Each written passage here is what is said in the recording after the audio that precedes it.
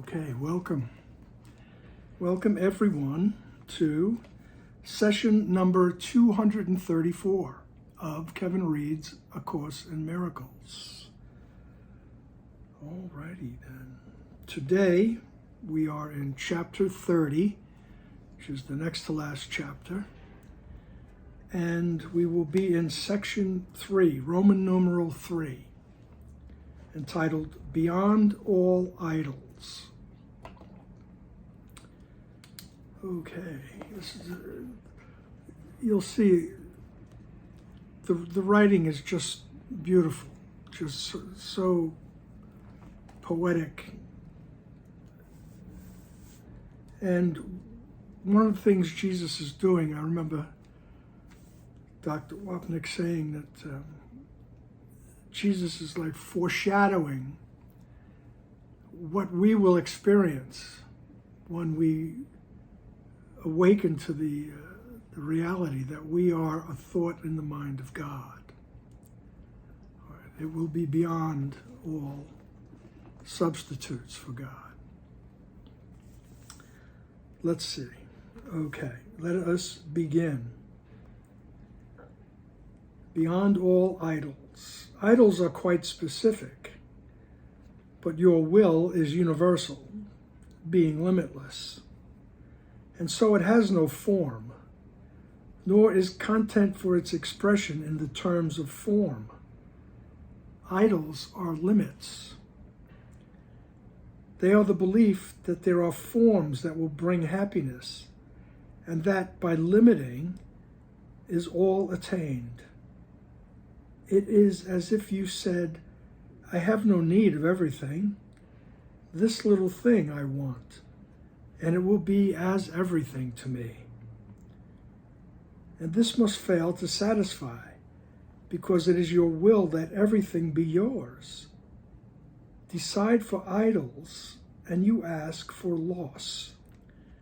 Decide for truth, and everything is yours. Okay. He's telling us that we're not form. We are formless. We are an abstract, we're thought in the mind of God, as he puts it. All right? And your will is unlimited. It's limitless. All right? So anything that we would say, so he's telling us, so you say, I'm not that. I'm not the Son of God. I'm not the emanation of the Creator. This is what I am. And I substitute all kinds of things. Right? Those are the idols, the substitutes for God, the substitutes for the Creator. Right? And he says idols are specific. Everything in form is specific. Okay? He says, but your will is universal, being limitless. And so it has no form. Right? Nor is content for its expression in the terms of form. Right? Even exactly who you are cannot be expressed in form.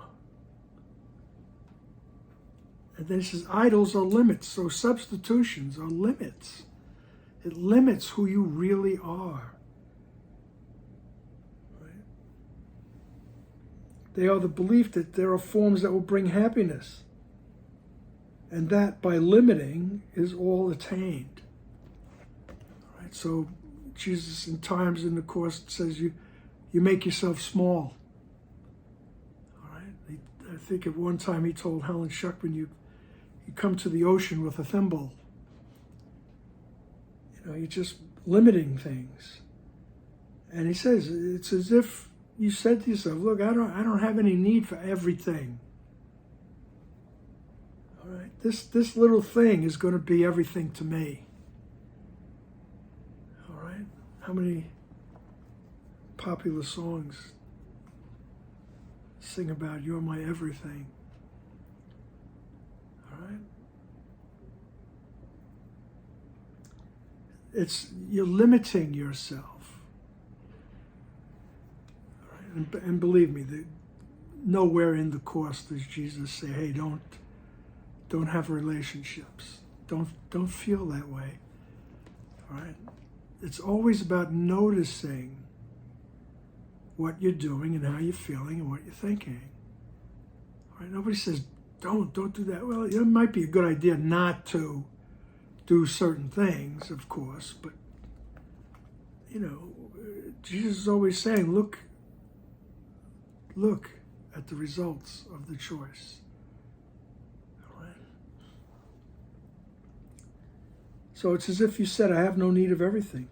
This is what I want. I want this. I want that ice cream. I want that piece of cake. And he says, and this must fail to satisfy. All right? Because in truth, your will that everything be yours. All right? Yours, the universe is yours. That's why things in the long run, they don't satisfy. They do not satisfy.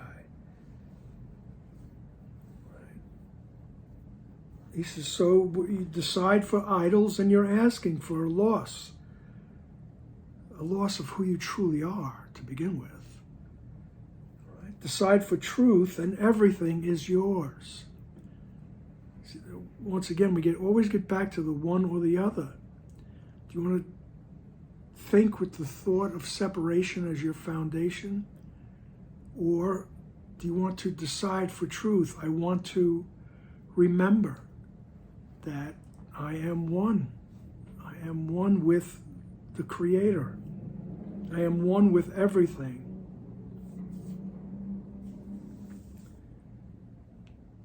Paragraph 2. It is not form you seek. What form can be a substitute for God the Father's love?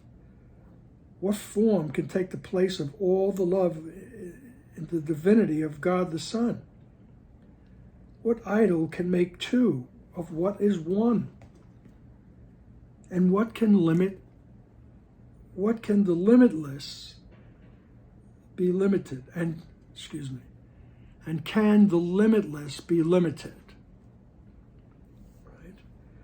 So what idol can make two of what is one? And can the limitless be limited? You do not want an idol. It is not your will to have one. It will not bestow on you the gift you seek. When you decide upon the form of what you want, you lose the understanding of its purpose. So you see your will within the idol, thus reducing it to a specific form. Yet this could never be your will, because what shares in all creation cannot be content with small ideas and little things. No matter what we think, how big this thing is. Giant yachts, giant airplanes, giant houses, giant bank accounts. That's only a few of the giant things, the big things. He says, so when you decide on the form of what you want, oh, that's what I want. He says, you lose the understanding of its purpose. The purpose of everything is to reinforce the idea of separation. Everything in form, I should say. The purpose of everything in form is to reinforce the idea that we are separated. I am not a thought in the mind of God. All right? And so you see your will within the idol. You see yourself within the idol. All right? Then he says, well, this could never be what you want. This could never be your will, because what shares in all creation cannot be content with small ideas. And let me tell you, he says even this universe is a small idea. All right? So everything we encounter in our trek through the hologram of time here is small. It's a small idea. It's a little thing compared to who you are.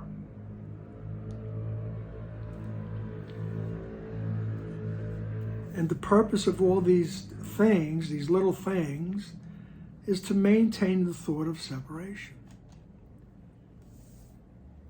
That's why we're always asked to just look. Right? Nobody's saying to yourself, deny yourself that. It's not that. Right? Just look. Look at what you think you want. Then look at the intensity with which you go after it. And that's, that's the practice. Then you ask us, your inner true self, help me to see this. Help me to see this correctly. All right? Because in paragraph 3, Jesus says, behind the search for every idol lies the yearning for completion. Wholeness has no form because it is unlimited.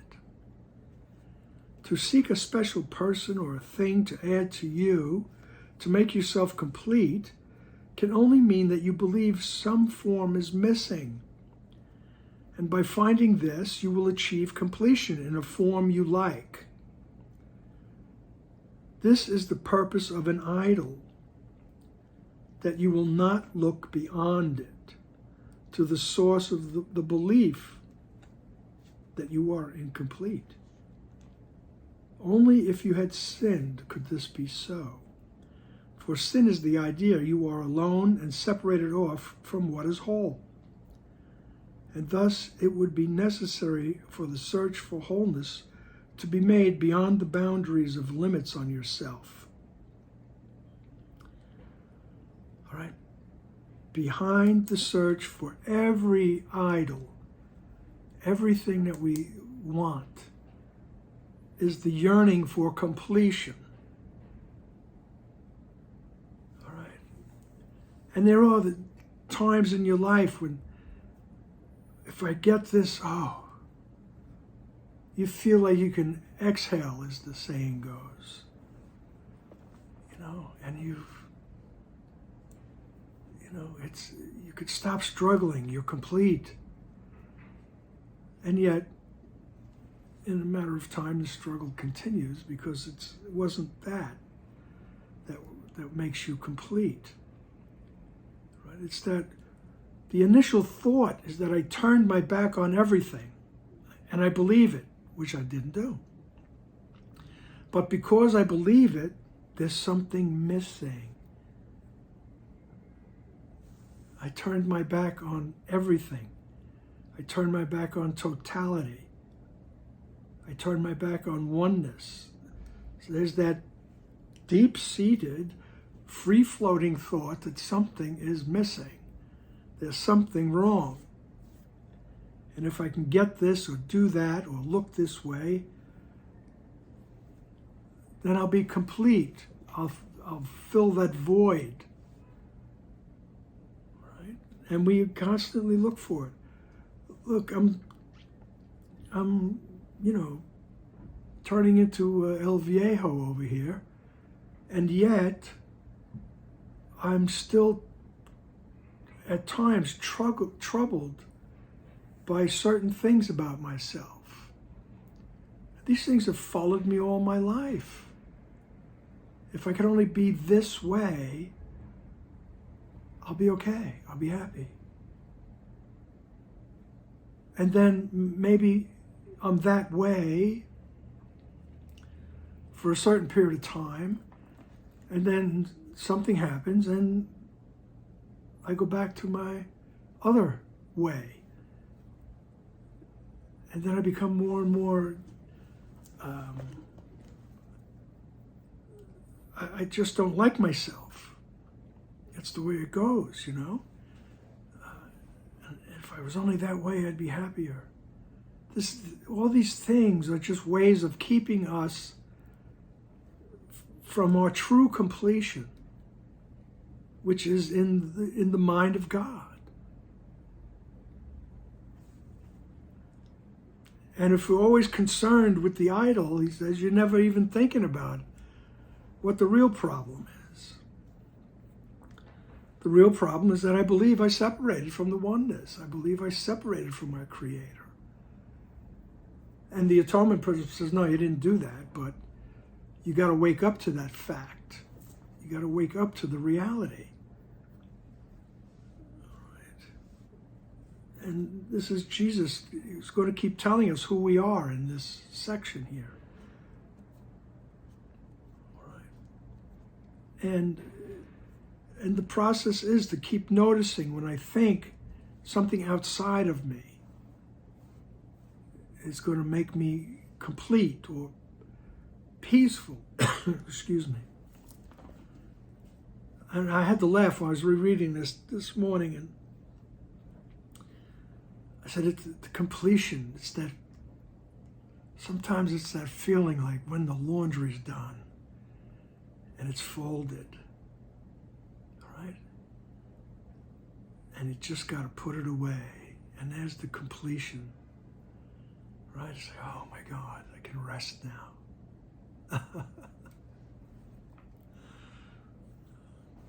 And then the cycle begins again. But it's that thought that this is what's going to make me complete. This is what's going to make me rest, serene, tranquil, whatever, happy. Okay? And I reach outside of myself for it, for the idol, the substitute for true happiness. And this is the purpose of an idol, that you will not look beyond it. So I think, oh, if I just do the laundry, everything will be all right. If I wash those dishes, everything will be okay. And until that, I look at the laundry that's waiting to be done, or the dishes that are sitting in the sink, and it's just another little chip away, a little injection of guilt. Here, look at that. You slob. You know?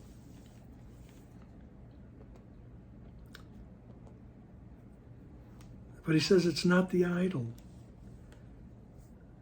He says you won't look beyond it to the source of the belief that you are incomplete. That's it. That's why we look for things outside of our mind. We believe we're incomplete. Only if you had sinned could this be so. Only if you had truly left the oneness could you be incomplete. For sin is the idea that you are alone and separated off from what is whole. That's the definition of sin in the Course of Miracles. It's the belief that you're separated off from the wholeness, from the oneness. And thus, it would be necessary for the search for wholeness to be made beyond the boundaries of limits on yourself. And thus, it would be necessary for the search for wholeness to be made beyond the boundaries of limits on yourself. So we have to go beyond the boundaries, beyond the limits of form. All right. Paragraph 4. I like these definitive statements that he makes. Paragraph 4, it is never the idol that you want, but what you think it offers you, you want indeed, and have the right to ask for. Nor could it be possible it be denied. Your will to be complete is but God's will, and this is given you by being His. God knows not form. He cannot answer you in terms that have no meaning, and your will could not be satisfied with empty forms, made but to fill a gap that is not there. It is not this you want. Creation gives no separate person and no separate thing the power to complete the Son of God. What idol can be called upon to give the Son of God what he already has? All right, so the idol is not what you want. You're still looking for the awareness of your completion. He says you already have it. He just turned your back on it. You forgot where you put it. You forgot where it is. All right, it's not the idol that you want. It's what you think it offers you. And he says that that's what you want, and you have a right to ask for it. I want to experience the completion of oneness.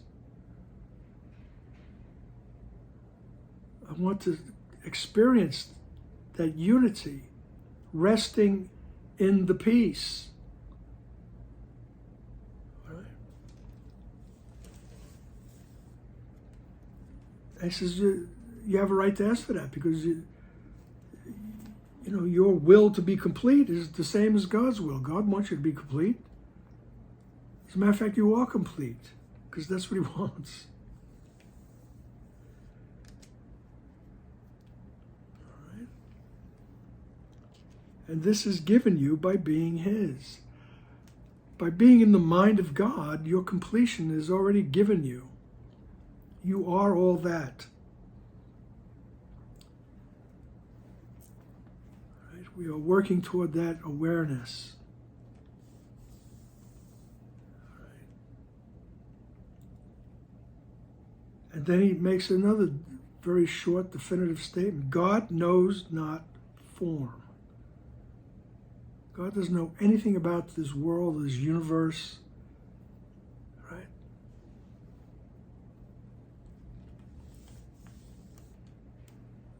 That doesn't mean that you're disconnected from God either, believe me. You are always in the presence of God. But God doesn't know me as Kevin. All right?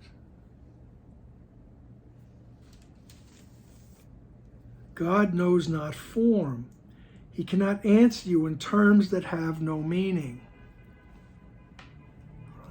As Ken would always say, because this is a process, like he says, God can't answer you in terms of form.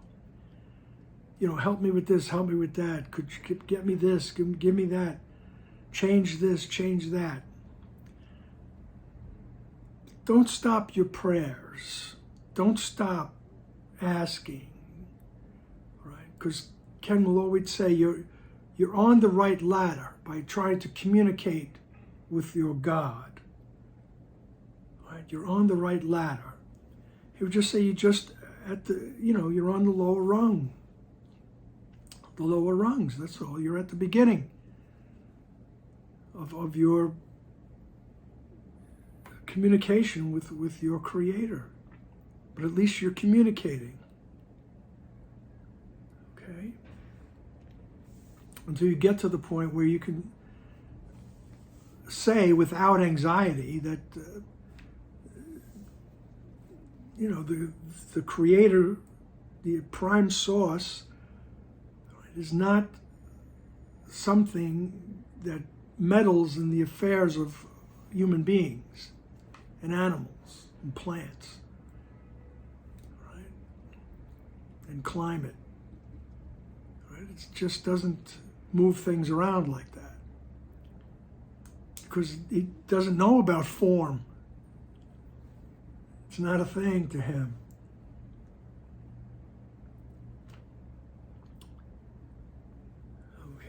Okay, I'm old, remember, I still use the masculine pronouns for God and all that, because it's here in the book.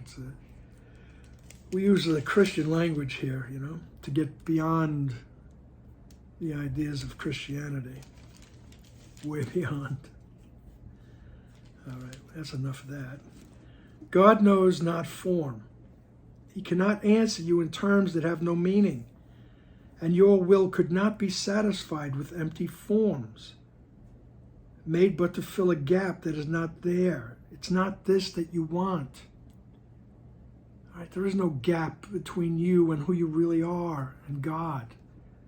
There's nothing that you need. All right? What we need is that constant practice of help me to see these things correctly. Help me to see this with the right mind. Help me to see this with the eyes that know I'm not separated from God. And let me work my way through this dream until I can handle the awareness that I am one with all that is.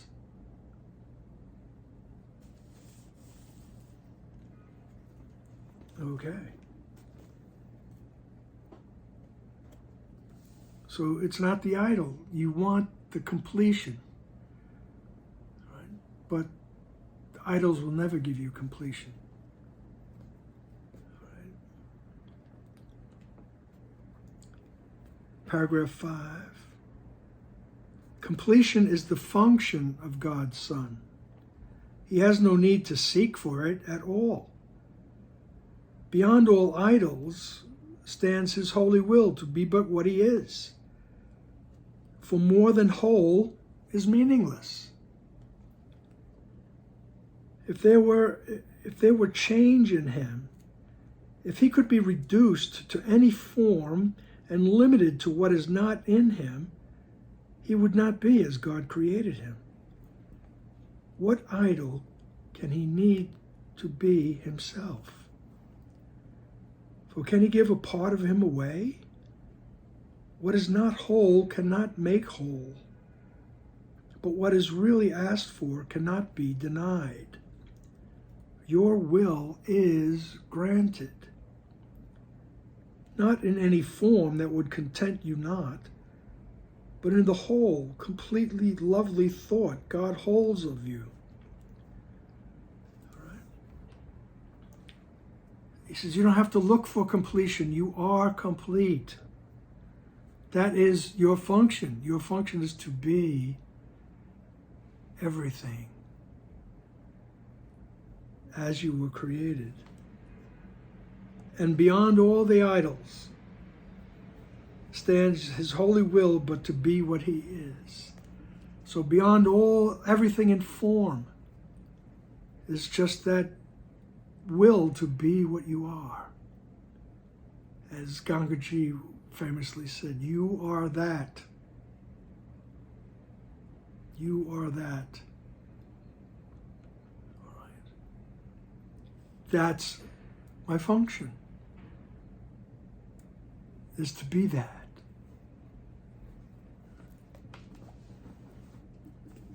It reminds me, I used to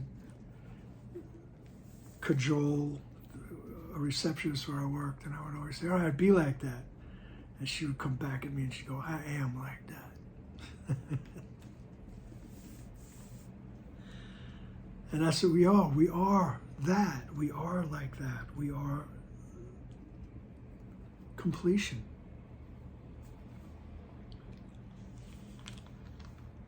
So we have no need to look for it anywhere. This job will complete me. This relationship will complete me. Right? This, that, and the other thing.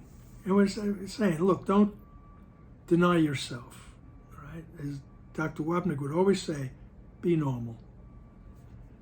Have a relationship. Get a job.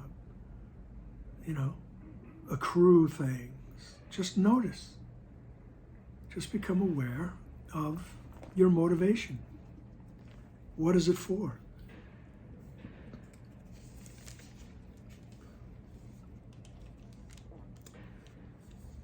Okay. But what is really asked for cannot be denied. So what you're asking for is your completion, and you have it, so it can't be denied. Your will is granted. Right? Not in any form that would content you not, so not in form. Nothing is in form.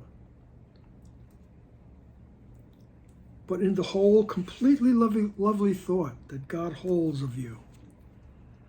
That's where your completion is, in the completely loving thought that God holds of you.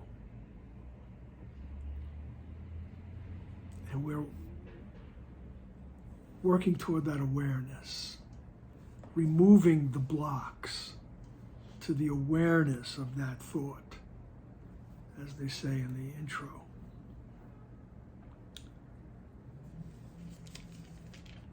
Okay. Paragraph 6. Nothing that God knows not exists. And what he knows exists forever, changelessly. For thoughts endure as long as does the mind that thought of them. And in the mind of God there is no ending, nor a time in which his thoughts were absent or could suffer change. Thoughts are not born and cannot die. They share the attributes of their creator, nor have they a separate life apart from his. The thoughts you think are in your mind, as you are in the mind which thought of you. And so there are no separate parts in what exists within God's mind. It is forever one, eternally united and at peace. I mean, these are stunning statements. This is who you are. All right? And putting it out plainly, that God doesn't know about anything in form. And since God doesn't know about it, it doesn't exist. I mean, he's just saying it firmly. We are experiencing illusion here. And our thing is to walk with Jesus through the illusion, through the drain. Walk with our big brother, walk with our friend, right? Walk with that loving presence, however you imagine it. And ask that loving presence to help with the experience. Help me to experience this correctly. Right? I want to awaken to the idea that I am this beautiful thought in the mind of God. I don't need anything.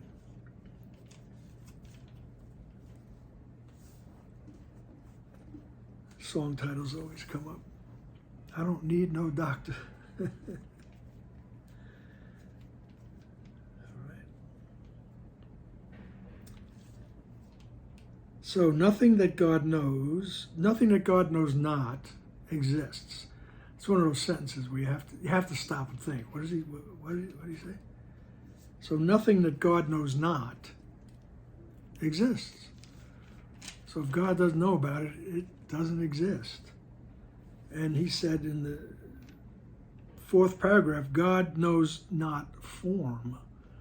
So form does not exist. All right? And what he does know exists forever, changelessly. God knows your true self forever, and it's changeless. All right?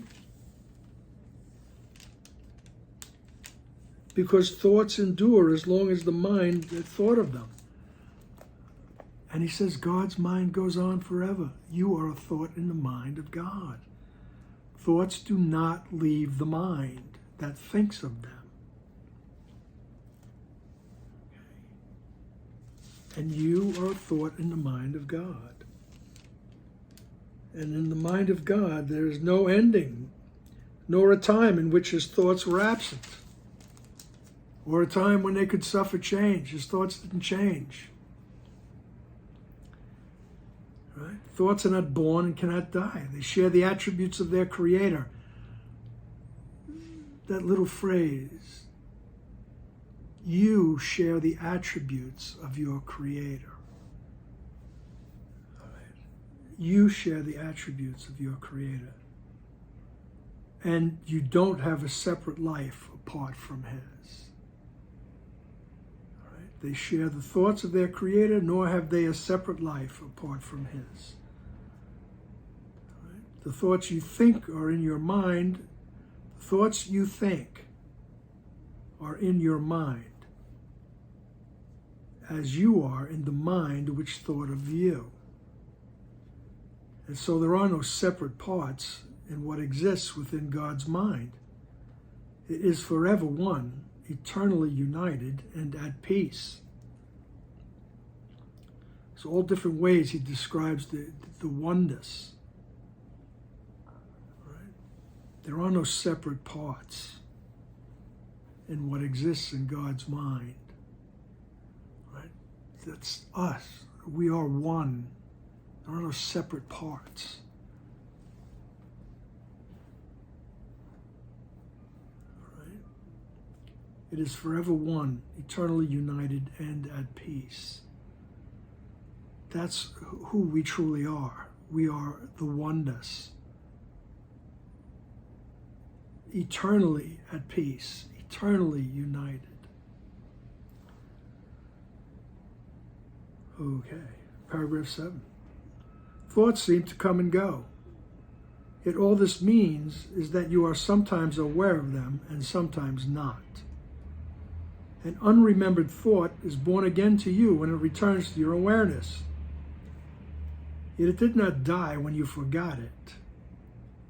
It was always there, but you were unaware of it. The thought God holds of you is perfectly unchanged by your forgetting. It will always be exactly as it was before the time when you forgot, and will be just the same when you remember. And it is the same within the interval when you forgot. It's always the same.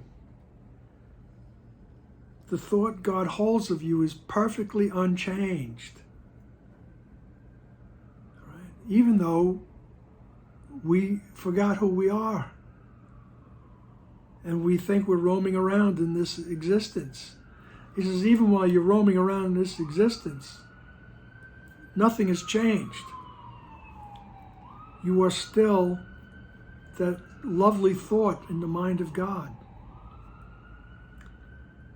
It will always be exactly as it was before the time when you forgot. And it will be just the same when you remember. When you remember, you'll just pick up where you've always been. And it's the same within the interval when you forgot. So as we're sleeping, so to speak, all right, as we're in this dream, it's still the same. You're still part of the oneness. All right? Paragraph 8, the thoughts of God are far beyond all change, and they shine forever. They await not birth. They wait for welcome and remembering. The thought God holds of you is like a star, unchangeable in an eternal sky. So high in heaven is it set that those outside of heaven know not it is there. Yet still and white and lovely will it shine through all eternity. There was no time. There was no time it was not there. No instant when its light grew dimmer or less perfect ever was. Right? The thoughts of God are beyond all change.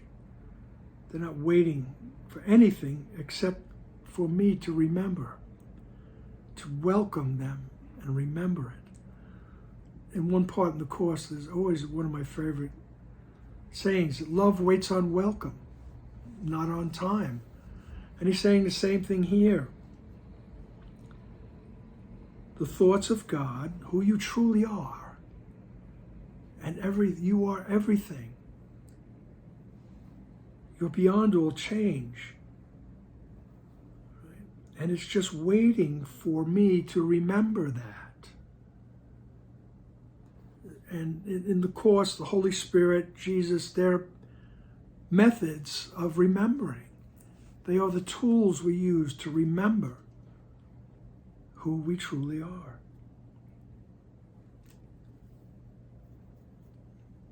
Okay. And like I say, the writing is just so poetic. All right.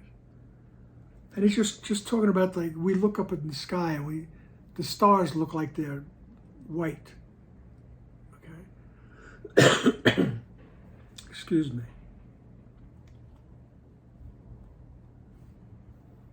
Yet still and white and lovely will it shine through all eternity. There is no time it was not there, and there was no instant when its light grew dimmer or less perfect. Paragraph 9, who knows the Father knows this light, for he is the eternal sky that holds it safe, forever lifted up and anchored sure. Its perfect purity does not depend on whether it is seen on earth or not. The sky embraces it and softly holds it in its perfect place, which is as far from earth as as earth is from heaven. It is not the distance nor the time that keeps this star invisible to earth, but those who seek for idols cannot know the star is there. Right? Those who seek for idols, those who believe they're separated, they're missing something, they need something here. He says you don't see the light. You don't see the light of who you are, the light of heaven. And he said, very poetically, he says, God is the limitless sky in which this star is held. All right? And who knows the Father knows this light. All right? For he is the eternal sky that holds it safe, forever lifted up and anchored sure. All right? Its perfect purity, so this light of heaven, and its perfect purity, it doesn't depend on whether it is seen on earth or not. All right? It's there. All right? At one point, Jesus says, your understanding makes no contribution to the truth. The truth is there. It's unchanged, whether you understand it or not. And what he's saying here is that the light is there, whether you see it or not. Right? And we don't see it when we're looking for idols to, quote unquote, complete us, to bring us happiness. All right. So it's not the distance or the time that keeps the star invisible to earth. It's not time or distance. Right? It's the thought of separation. Right? But those who seek for idols cannot know the star is there. So if I believe I'm separated from the light, I won't see the light.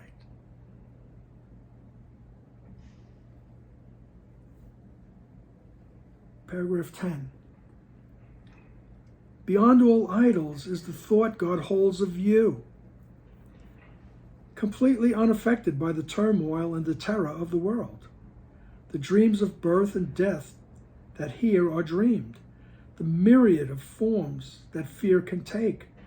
Quite undisturbed, the thought of God holds of you.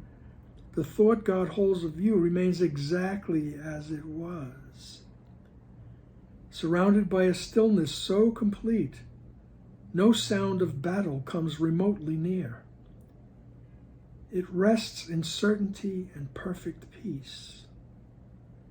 Here is your one reality kept safe, completely unaware of all the world that worships idols and that knows not God. In perfect sureness of its changelessness and of its rest in its eternal home, the thought God holds of you has never left the mind of its Creator.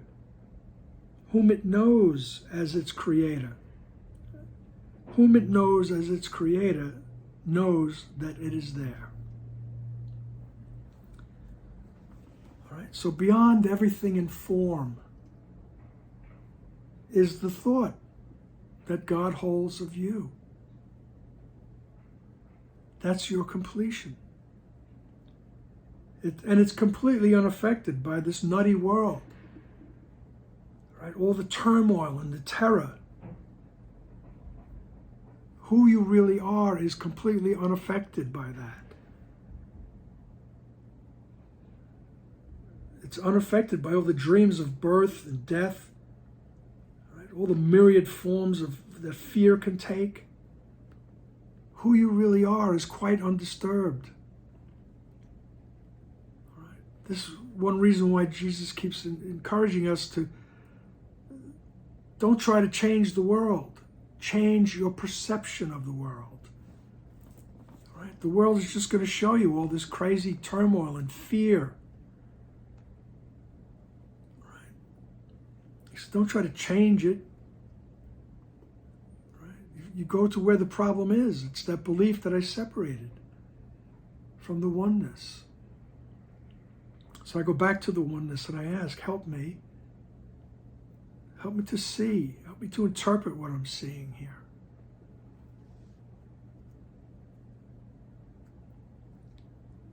The thought that God holds of you remains exactly as it always was.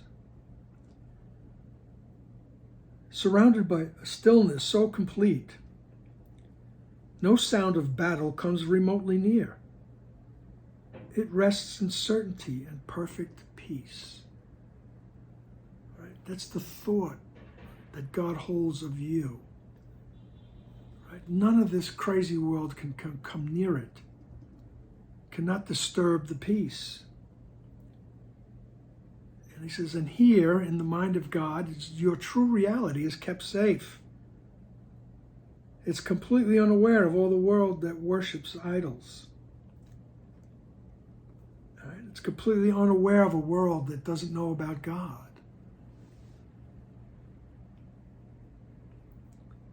In perfect sureness of its changelessness and of its rest in its eternal home, the thought God holds of you has never left the mind of its creator, whom it knows as its creator. It just keeps reiterating that you are at home in God, dreaming of this exile. And your true self is at perfect peace, unchanged.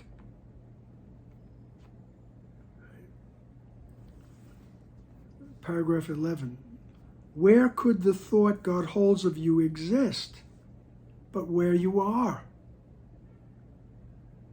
Is your reality a thing apart from you, in a world which your reality knows nothing of?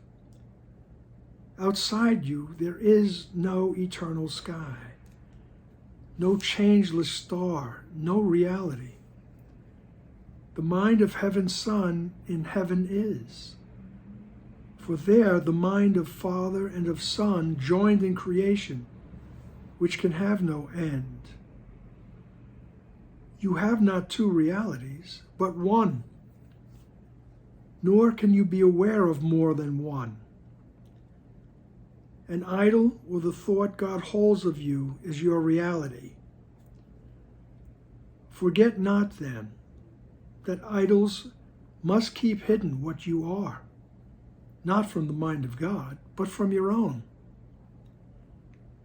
The star shines still. The sky has never changed. But you, the Holy Son of God himself, are unaware of your reality. All right. So where could the thought God holds of you exist but where you are? In the mind of God. He says, where else could you be? Is your reality a thing apart from you? Or in a world which your reality knows nothing of? Right. So he says, your reality is not here in this form. He says, outside you, there's no eternal sky. All right? There is no reality. The mind of heaven's Son, you, in heaven is. You are in heaven. You are in the mind of God.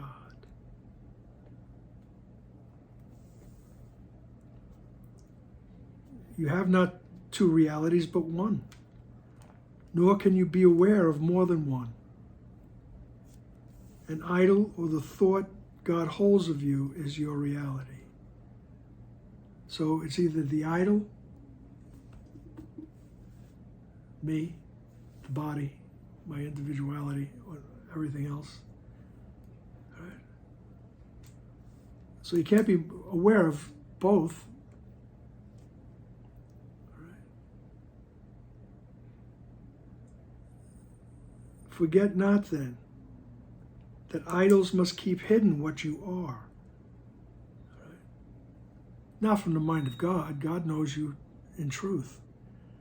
But it keeps us hidden from our own mind. Our true reality, it keeps it hidden. All right? The star shines still. All right? The truth of who you really are, the bright star, it's still shining. So the sky has never changed. The mind of God has never changed. But you are unaware of your reality. You are unaware of your reality. And that's what this book is trying to help us achieve. It's trying to get us to the awareness of who we are. It's trying to get us to remove the blocks to the awareness of love's presence.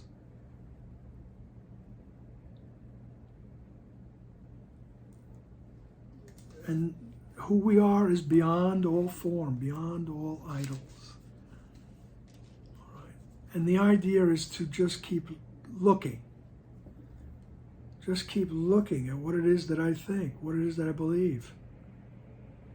And then trust that you have that connection to your true self in the mind. And ask that connection. Help me to see this correctly. Help me to experience this form correctly so that I may move past it, that I can relinquish my dependency on it, right, without sacrifice. Okay, all righty then.